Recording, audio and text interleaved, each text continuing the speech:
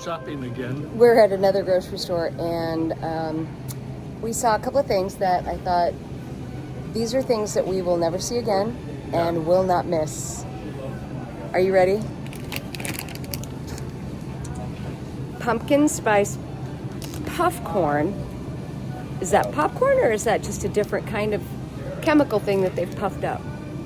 Could be popcorn. Okay, and then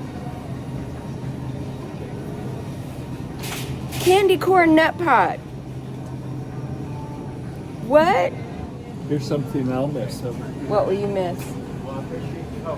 Just the classic maple bar. But I'm sure something in France will prove itself a little better. I'm gonna guess that there's probably some patisserie that has a maple flavor to it. Here's hoping. Just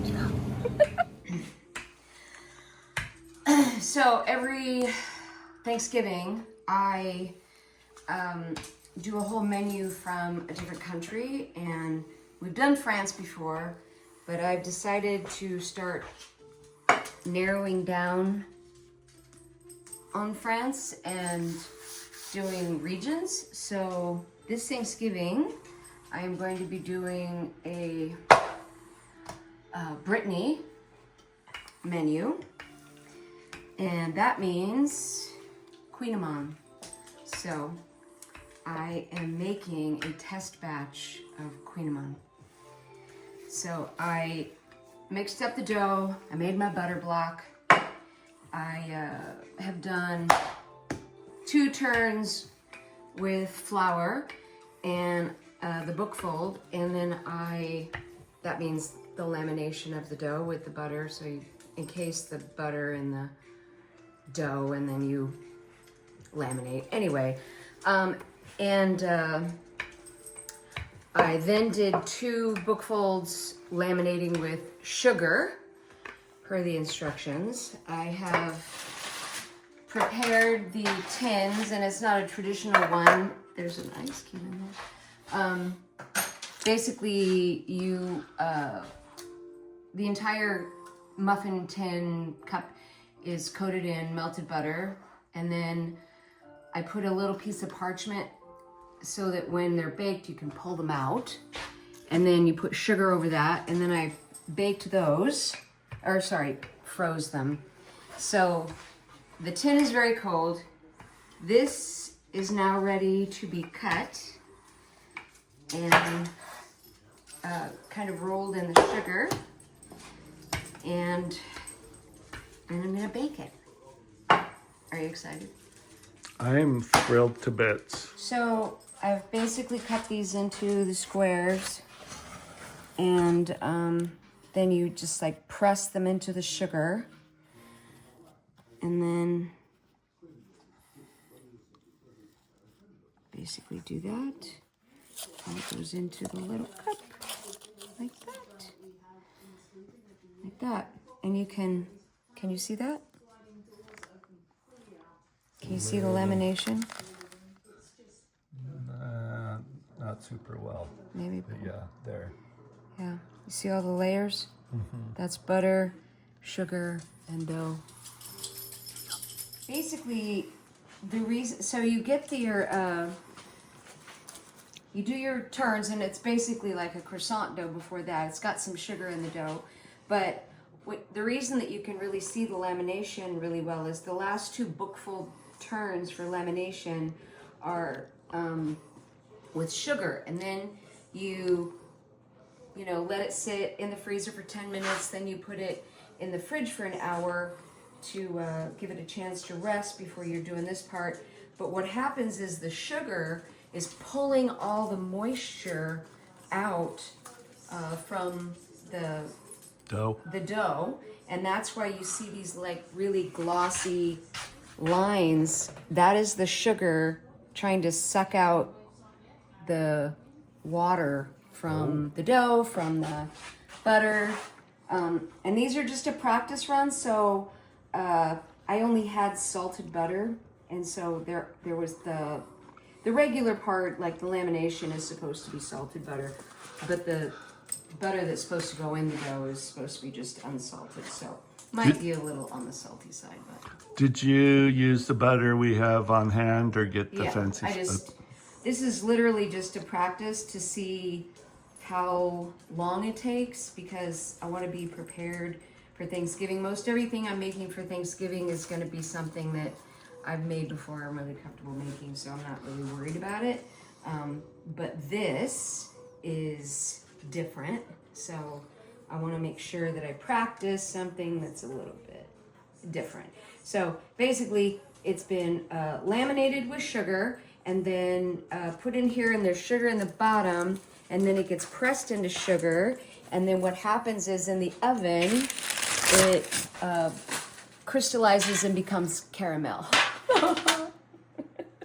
Yum. Yeah. So we'll show you when they come out of the oven, what they look like. All right, these are out of the oven. I have paid dearly for this pastry since I burned myself quite badly in the stove. That is the bottom of one. I just flipped it over to see. These, I didn't have 2 muffin tins, so I had to use this little tiny thing. But you can see the lamination in them, so they can't be bad.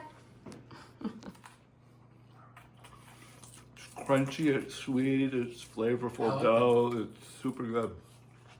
It'd be good with a nice espresso in France. Yeah. For anybody who doesn't know, this is Austin Otis. He is the mayor. I approve. Catch can. He's here to cook dinner. Right, so we have gone through my bag, and these 2 lovely ladies are assisting me in making sure that I have not overpacked, not underpacked. Thoughts, concerns? No, I think it looks good. All through it. We're good. I won't look like a schlub. Nope. No. I'm cutting hair and watching MTV. This is the very first top 20 countdown. Look at Simon. Okay, this guy kissed me on King's Road in London in the spring. No, it was the fall of 1984. Might have been going into winter. I was walking down King's Road because I hung out at this place called Henry J. Bean's Bar and Grill on the King's Road.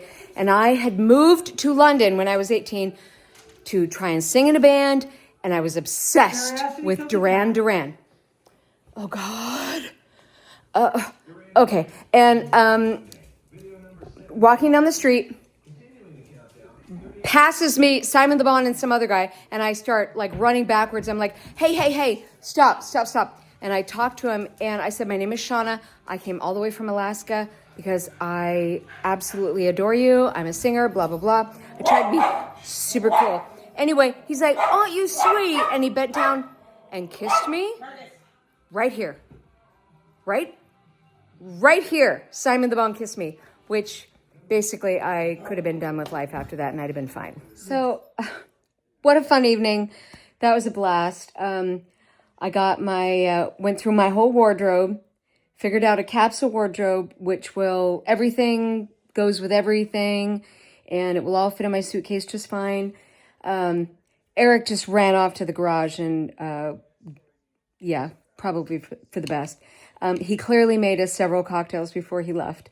But they helped me go through like my necessary bag, like the stuff that you got to have with you all the time. Went through all my medicine bag, everything. So I feel a lot better about being packed. Yes, I still have days before I leave, but there's always something that you forget and have to grab. And, I just feel like I have so many bits and bobs. The older you get, the more little bits and bobs that you have to pack. And I know that I can buy it all in Paris. I know that. But it's that the moments that I hate are when something happens, like you lose a contact and you're, 20 minutes away from your hotel, you're at some museum. What do you do? And, I just hyper over plan for any scenario. And obviously you know, the more you plan, I feel like the less likely something is to go wrong. So I have, my bags are packed. I'm really not taking very much at all. I'm very proud of myself. And I figure whatever I don't take, I can buy in Paris or Bordeaux or wherever I'm going to be. And yeah, so I'm basically packed up. Tomorrow I have a lot of work to wrap up. My mom is going to come over and say hi. And then Sunday I have to go for the very last cruise ship day of the year.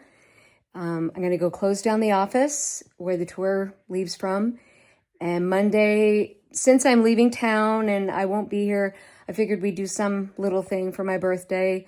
I just want to have, like, you know, sit around with friends as I usually do and say, yay me, I made it to 60, which there were many times when I did not think I was going to make it to 60.